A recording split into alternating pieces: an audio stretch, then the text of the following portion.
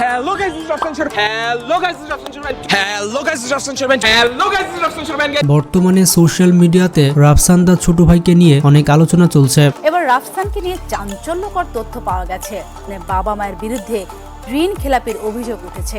রাফসানের মা বাবা নাকি ব্যাংক থেকে ঋণ নিয়ে সেই টাকা পরিশোধ করেনি এবং ঋণ নেওয়া টাকার পরিমাণও ছিল অনেক বেশি। কিন্তু প্রশ্নটি হচ্ছে রাফসান এত ছোট বয়সে কিভাবে জনপ্রিয়তা পেল আর কিভাবেই বা রাফসান সেরা ফুড ব্লগারে পরিণত হলো।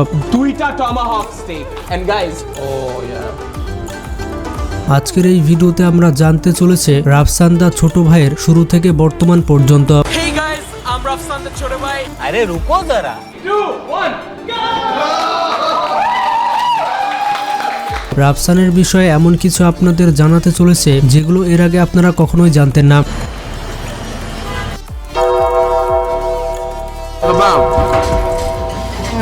তো কথা না বাড়িয়ে মূল ভিডিওতে চলে যাচ্ছে। রাফসান দা ছোট ভাই বাংলাদেশের জনপ্রিয় একজন ফুড ব্লগার। তিনি সর্বপ্রথম বাংলাদেশের ইয়াংদের মাঝে ব্যতিক্রম ধর্মী ফুড ব্লগিং শুরু করেন। তিনি গড়ে তুলেছেন দেশের নাম্বার 1 ফুড ব্লগিং চ্যানেল। আর শুধুমাত্র ইউটিউব এবং ফেসবুক ব্যবহার করে তিনি প্রচুর পরিমাণে জনপ্রিয়তা পেয়েছেন। শুধু এতটুকুই নয়, তার হাত ধরে অনেক অগ্রগতি হয়েছে বাংলাদেশের স্পোর্টসের। গ্লোবাল অফেন্সিভ কাউন্টার স্ট্রাইক গেমের মাধ্যমে বাংলাদেশের পতাকাকে তুলে ধরেছেন পুরো জাতির সামনে। রাফসান শুধুমাত্র গেমের মধ্যেই সেরা নয়।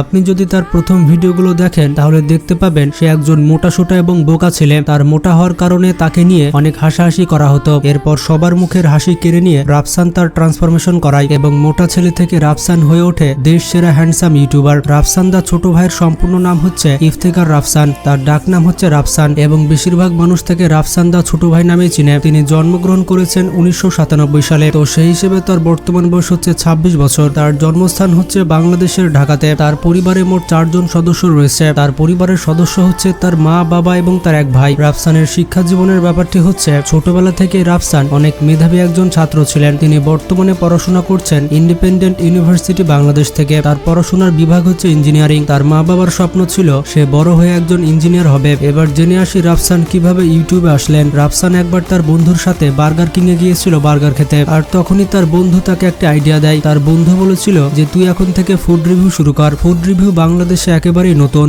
এইখানে আমি যখন ভিডিও করতে গেছি আমাদের সাথে আরেকজন বাংলাদেশি ইউটিউবার ছিল যে আমার আরো 5 বছর আগে শুরু করছিল এন্ড হি ইজ অনেক সিনিয়র ফুড রিভিউয়ার বাংলাদেশে।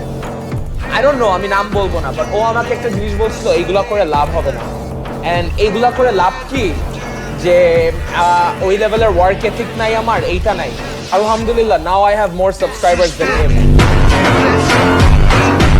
রাফসান বন্ধুর কথা শুনে ইউটিউবে চ্যানেল খুলে ফেলে। এরপর ফুড রিভিউয়ের 3টি ভিডিও আপলোড করে দেয়। এরপর একটানা 2 বছর ইউটিউবে কোনো ভিডিও আপলোড দেয়নি। ইউটিউব থেকে সে পুরোপুরি দূরে চলে গিয়েছিল। এরপর সে আবারও ফুড রিভিউ ভিডিও তৈরি করতে শুরু করে। তারপর থেকে সে সফলতা পেতে শুরু করে। রাফসান বলে থাকে সে নিজেকে আন্তর্জাতিক ফুড রিভিউয়ার হিসেবে গড়ে তুলতে চায়। একবার রাফসানকে প্রশ্ন করা হয়েছিল সে তার ভিডিওতে কেন ইংরেজিতে বেশি কথা বলে। রাফসান উত্তরে বলেছিল যে সে চায় তার ভিডিওগুলো বাইরের দেশের মানুষও দেখুক, তারাও এটা বুঝতে পারুক যে বাংলাদেশের মানুষ কি খাবার খেয়ে থাকে এবং আমাদের ঐতিহ্য কেমন। ইফতেখার রাফসান 2011 সাল থেকে গেমিং জগতে পা রাখেন। তিনি গেম খেলা শিখেছিলেন তার বড় ভাইয়ের কাছ থেকে। এরপর ধীরে ধীরে ব্যাপারটিকে প্রফেশনাল হিসেবে নিয়ে নেয়। এই পর্যন্ত তিনি কতগুলো গেমের টুর্নামেন্টে অংশগ্রহণ করেছেন তার হিসাব রাফসানের কাছেই নেই। 2016 সালের পর থেকে যে কোনো টুর্নামেন্টে তিনি অপরাজিত। টুর্নামেন্টে অংশগ্রহণ করার জন্য দেশের বাইরে প্রায় 4 বার গিয়েছিলেন। রাফসান বলে থাকে গেমিং প্রফেশন আমাদের দেশে অনেকের কাছে হাস্যকর, কিন্তু গেমিংও একটি পেশা হতে পারে। বাংলাদেশে অনেক গেমার রয়েছে কিন্তু পরিবারের দ্বিমতের কারণে তারা সঠিকভাবে গেমার হতে পারছে না। রাফসানকে তার প্রেমের বিষয়ে জিজ্ঞেস করা হয়েছিল, তবে রাফসান বলেছিল যে সে এখনো সিঙ্গেল রয়েছে আর সে বর্তমানে এসব নিয়ে চিন্তা করছে না। বর্তমান সময়ে ইউটিউবে তার 27 লক্ষ প্লাস সাবস্ক্রাইবার রয়েছে এবং ফেসবুক পেজের ব্যাপারটি হচ্ছে ফেসবুকে তার ফলোয়ার রয়েছে 44 লক্ষ। রাফসান তার ক্যারিয়ার ফুড ব্লগিং দিয়ে শুরু করলেও এখন তাকে নিয়মিত দেখা যাচ্ছে মডেলিং এবং টিভিতে। বন্ধুরা, আপনারা হয়তো জানেন না রাফসানের বাবা একজন আর্মি ছিলেন। বাবা আর্মিতে থাকার কারণে ক্যান্টনমেন্টে ডিসিপ্লিনের মধ্যে বড় হয় রাফসান। রাফসানের স্কুল আর কলেজের ব্যাপারটি হচ্ছে তিনি স্কলাস্টিকা থেকে এ লেভেল ও ও লেভেল সম্পূর্ণ করেন। তিনি ও লেভেল সম্পূর্ণ করার পর উচ্চশিক্ষা গ্রহণের জন্য কানাডায় যাওয়ার সিদ্ধান্ত গ্রহণ করেন, কিন্তু ইচ্ছা থাকলেও খরচের কথা ভেবে তিনি বাংলাদেশে থেকে যান। যেমনটা আপনাদের আগে বললাম, বড় ভাই নাফিস রাফসানের অনুপ্রেরণায় গেমিং শুরু করে রাফসান। 2011 সালে তার প্রথম গেমে হাতেখড়ি হয়। 2016 সালের পর থেকে তিনি দেশ বিদেশে বিভিন্ন টুর্নামেন্টে অংশগ্রহণ করেছেন। এই সময় রাফসান দিনে 10 থেকে 12 ঘন্টা সময় ব্যয় করতেন তার গেমিং এর পেছনে। 10 বছর বয়স পর্যন্ত রাফসান খুব চিকন থাকলেও ইন্ডিয়াতে গিয়ে অতিরিক্ত খাবার খাওয়ার ফলে হুট করে সে মোটা হয়ে যায়। হ্যালো গাইস, আমি রাফসান দ্য ছোট ভাই।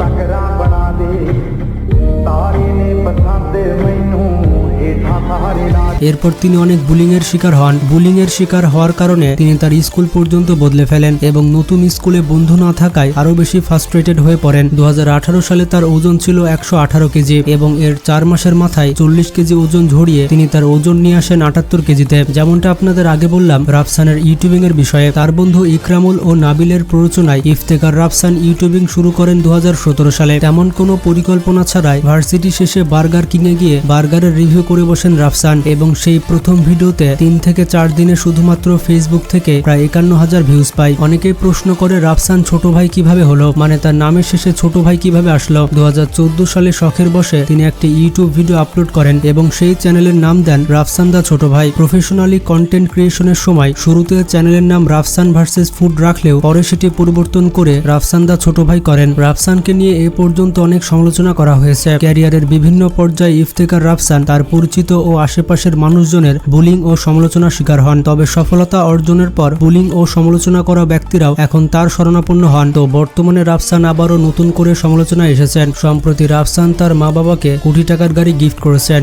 এবং তার সাথে সাথে জানা গিয়েছে তার মা বাবা ব্যাংকের 2 থেকে 3 কোটি টাকার ঋণ পরিশোধ করেনি। এই গাড়ির দাম 2 কোটি টাকার আশেপাশেও না। আমরা কি দেশের বাইরে পালাই গেছি? আমরা কি 1000 কোটি টাকা নিয়েছি? তো যাই হোক, রাফসান দা ছোট ভাই সম্পর্কে আপনার কি মতামত সেটি কমেন্ট করে জানাবেন। ভিডিওটি স্কিপ করার আগে একটি ছোট্ট রিকোয়েস্ট থাকবে চ্যানেলটি সাবস্ক্রাইব করার। এছাড়া ভিডিওটি বেশি বেশি শেয়ার করে আপনাদের বন্ধুদের জানার সুযোগ করে দিন। ভালো থাকবেন, নিজের খেয়াল রাখবেন, টেক কেয়ার।